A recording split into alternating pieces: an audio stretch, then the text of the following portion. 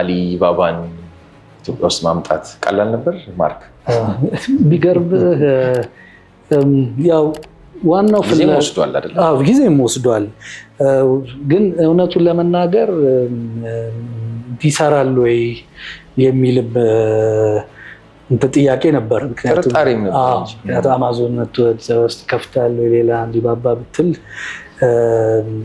ብዙ ጥያቄ ሊያስነሳብህ ይችላል። ግን ይህን እንግዲህ ለማምጣት ከኮቪድ በፊት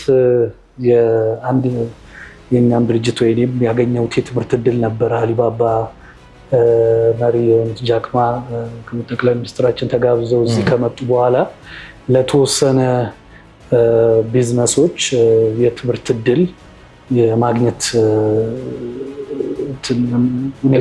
እድል ነበረ እና ያም ኦንላይን በማስገባት የሚወዳደር ነበር።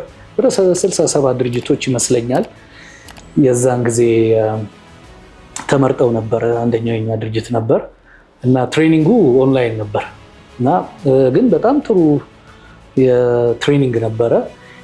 ያ ኦልሞስት ኮቪድ የመጣበት ወቅትም ነበረ እና ከዛ ደግሞ ድርጅቶች ውስጥ ወደ 8-9 የሚሆኑ ተመርጠው ሃንዙ የአሊባባ ሴንተር ትሬኒንግ እንደገና ሃንድሶን ትሬኒንግ ለማግኘት እድል ነበረ። ሄዳችሁ?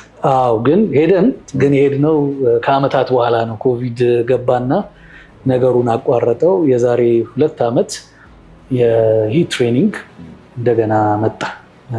ትራቭል ባንም ነበር። አዎ፣ ቻይናም ዘግቶ ነበረ። ምንም የመሄድ እድል አልነበረም። ግን ኮሚኒኬሽኑ ነበረ እንደ በጣም ባይሆን እዚህም በነበርኩበት ጊዜ በዛ መሀል አንዳንድ በተለይ ጥሩ እንትኖች አየር መንገድ የሰራው የኢኮመርስ ሀብ እነዚህ የተመረቁበት እና እንቅስቃሴ ነበር ሀገራችን ላይ።